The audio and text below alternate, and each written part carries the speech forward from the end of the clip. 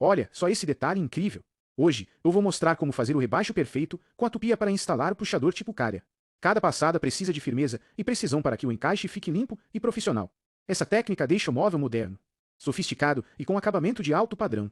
O resultado? Um design contínuo, sem puxadores aparentes, trazendo elegância e praticidade para qualquer ambiente. Se liga nesse acabamento final. Simplesmente impecável.